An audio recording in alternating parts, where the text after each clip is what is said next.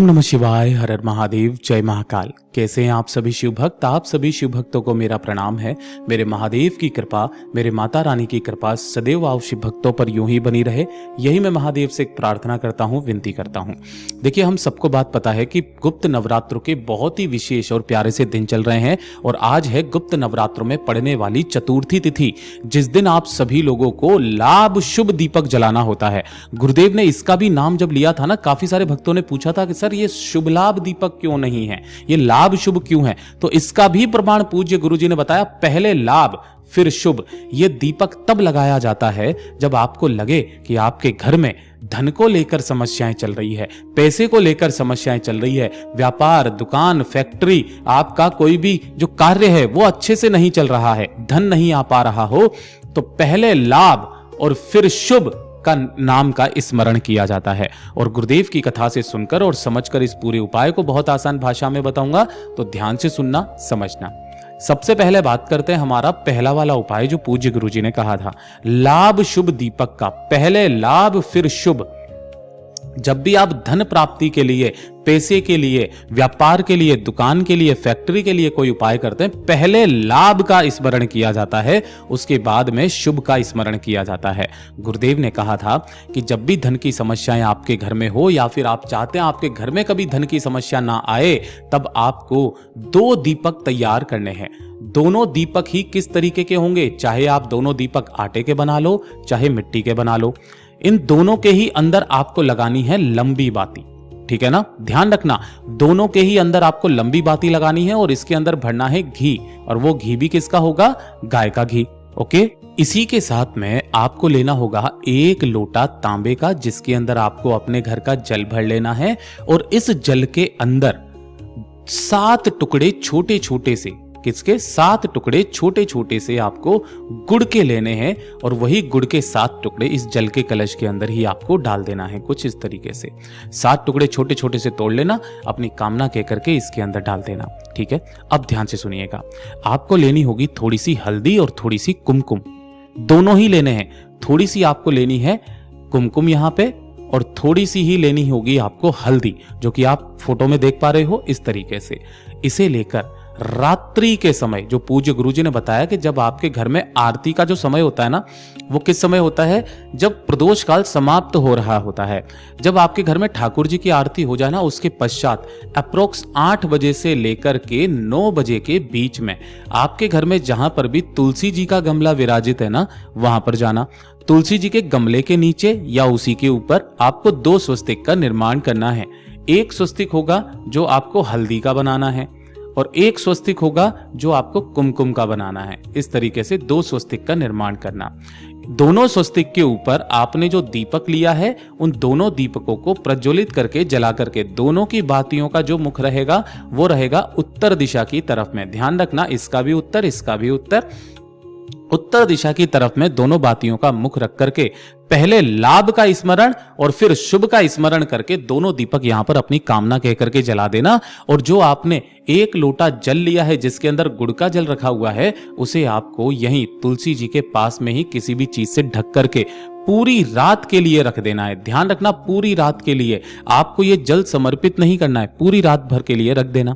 ठीक है? जब अगला दिन आएगा ना, तो अगले दिन आपको करना क्या है? सुबह उठकर स्नान करने के पश्चात वापस यहां पर आओगे, 1 लंबी बाती का दीपक, पहले यहां पर दूसरा कोई दीपक, ये तो ठंडे हो चुके होंगे, इन्हें हटा लेना, दूसरा कोई दीपक यहां पे लगा देना। और जो ये जल आपने लिया था गुड़ का, उस गुड़ के जल को 7 बार अपना नाम और गोत्र बोलकर, कितनी बार? 7 बार अपना नाम और गोत्र बोल करके तुलसी जी की जड़ों में ही समर्पित कर देना। पूज्य गुरुजी ने कहा, केवल 1 चतुर्थी कर लो, चाहे गुप्त नवरात्र की हो, चाहे चैत्र की, चाहे शारदीय नवरात्रि की। उस चतुर्थी तिथि के दिन जो व्यक्ति इस उपाय को कर लेता है, महाराज ऐसी कोई कामना नहीं जो उसकी पूरी ना हो। बात करते हैं दूसरे वाले उपाय की, और यह सबसे ज्यादा खास और विशेष होने वाला है किन लोगों के लिए?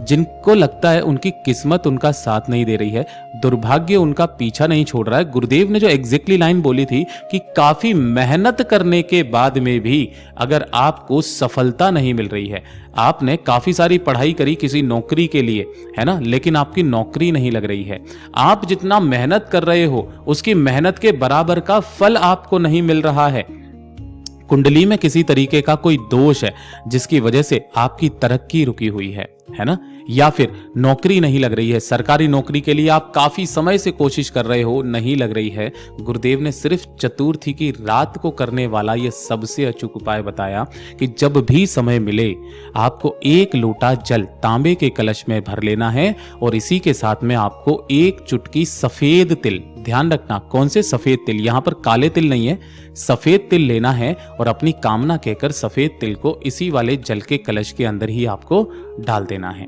डाल देने के पश्चात इसके अंदर लेना है आपको 1 लौंग का जोड़ा और उस लौंग के जोड़े को भी इसी जल के कलश के अंदर रख करके आपके घर में जहां पर भी भगवान गणेश जी विराजित हैं, भगवान गणेश जी के सम्मुख में इस जल के कलश को रख देना अपने ही घर के मंदिर में।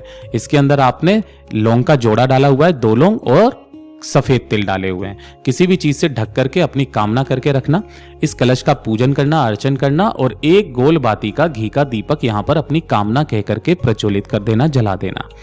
इसे जला देने के पश्चात जब रात्रि का समय आएगा तब रात्रि के समय जाकर के इस वाले जल के कलश को यहां से उठाना और उठा करके आपके घर की छत पे जाकर के जब चंद्रमा निकल करके आ जाएगा ना, चतुर्थी का चंद्रमा, तो उसी चंद्रमा को अपने दोनों हाथों में इस जल के कलश को लेकर के चंद्रमौली महादेव के नाम से, किनके नाम से? चंद्रमौली महादेव के नाम से इस संपूर्ण जल से आपको चंद्रमा को अर्घ देना है। गुरुदेव ने कहा 2 से 3 चतुर्थी कर लो महाराज, आगे आने वाले 90 दिन 3 महीने के अंदर अंदर मेरा बाबा आपकी किस्मत चमका करके रख देगा। ये शिव तत्व है। पूज्य गुरु जी का बहुत अद्भुत और अचूक उपाय है, जरूर कीजिएगा। और ये तीसरे नंबर का उपाय जिसे तो आप सभी लोगों को आज की रात करना है। गुरुदेव ने कहा मान लो आपके कोई शत्रु हैं, है ना, कोई दुश्मन है आपके जो कि आपको हानि पहुंचाने की कोशिश करते हैं, आपका कार्य बिगाड़ते हैं, चाहे वो आपके ऑफिस में हो, चाहे वो आपके घर में हो, या फिर कोई ऐसा शत्रु जिसके बारे में आप जानते भी नहीं हैं, वो आपकी हानि पहुंचाता है, कार्यों में बाधाएं डालता है ना, आपको भला बुरा कहता है, आपका बुरा चाहता है और आप चाहते हैं कि उन शत्रुओं का जो भी असर है वो हमेशा के लिए समाप्त हो जाए, वो आपका कुछ ना कर पाए। और महादेव पर जिस भक्त का भरोसा है महाराज, वो शत्रु उस व्यक्ति का कुछ नहीं बिगाड़ पाएगा। एक काम कीजिएगा, चतुर्थी के दिन आपको लेना है इस तरीके से 1 पान का पत्ता, ठीक है ना, पान का पत्ता बहुत इजीली मिल जाएगा। 1 पान का पत्ता लेना, सिर्फ 1, और साथ ही साथ लेनी होगी 1 चुटकी हल्दी। हल्दी जो यहां पे देख पा रहे हो, पिसी हुई हल्दी आपको लेनी है, और थोड़े से ही लेने होंगे आपको काले तिल, ठीक है, काले तिल। अब आपको क्या करना है कि रात्रि के समय पर जो आपने 1 पान का पत्ता लिया है ना, इसी पान के पत्ते के ऊपर आपको सबसे पहले एक स्वस्तिक का निर्माण करना है, कुछ इस तरीके से, ठीक है ना। और इसी के ऊपर आपने जो 1 चुटकी काले तिल लिए हैं, उन काले तिलों को भी इसी के ऊपर रख देना है। अब इस पत्ते को उठा करके आपके घर में जहां पर भी भगवान गणेश जी विराजित हैं, उन भगवान गणेश जी के सम्मुख में अपनी कामना कह करके कि मेरा ये कोई एक व्यक्ति है जो मेरा बुरा चाहता है वगैरह, जैसी आपकी कामना है वैसी कामना कह करके इस पान के पत्ते को आपको भगवान गणेश जी को समर्पित करना है और यहाँ पर एक गोल बाती का दीपक लगा देना है।